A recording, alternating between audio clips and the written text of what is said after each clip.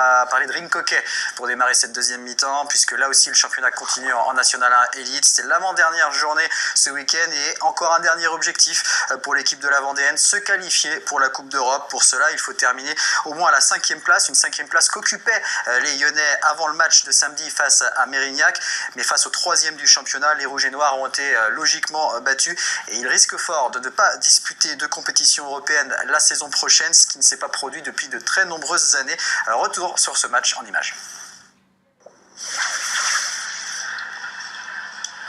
La mine des mauvais jours samedi sur le visage des joueurs de la Vendéenne. Les Lyonnais viennent de subir leur 8e défaite de la saison.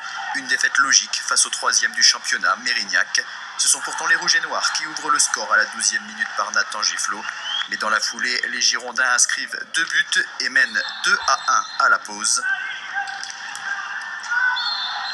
Au retour des vestiaires, les visiteurs enfoncent le clou avec un nouveau but inscrit à la 29e minute, 3-1. Le capitaine de la Vendéenne, Adria Salvado, redonne espoir à son équipe en marquant sur penalty. Mais les Mérignacais confirment leur supériorité avec 2 buts supplémentaires, inscrits à la 38e et à la 47e minute. Score final 5-2. On a commis des erreurs en défense et on a payé très cher ça. Mais la prestation de l'équipe, ça a été correct, c'était bien. Après, on jouait avec une équipe plus consolidée que nous, plus forte que nous. Ils ont à l'autre tableau. Et on a vu une très bonne équipe pour la part de Mérignac.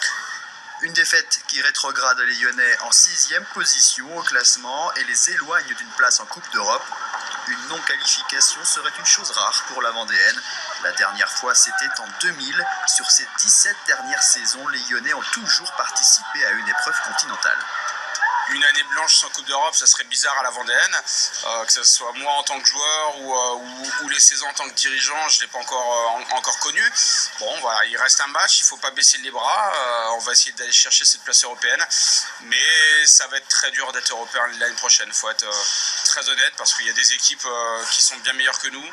Et pour récupérer cette 5e place, il faudra surtout aller battre le leader, Kever, qui n'est pas encore sacré champion. Quelle qu'en soit l'issue, la Vendéenne aura vécu une saison de transition difficile. Après 2 titres de champion de France et les départs de nombreux joueurs cadres, il a fallu reconstruire et les résultats n'ont pas été à la hauteur des attentes. C'est pas évident, hein, après de reconstruire une équipe à 100%, jamais c'est facile.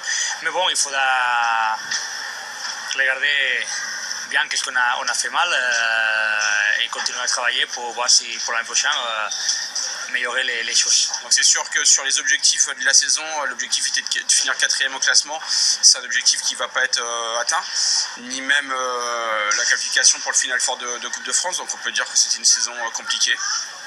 Maintenant, on travaille pour la saison prochaine. Il y a beaucoup de changements parce qu'il y a des joueurs qui vont arrêter.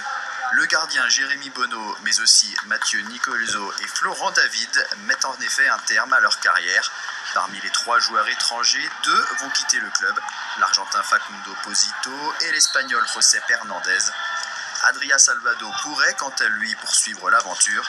Côté arrivée, 2 joueurs du championnat de France ont d'ores et déjà signé et seront annoncés officiellement dans les prochains jours.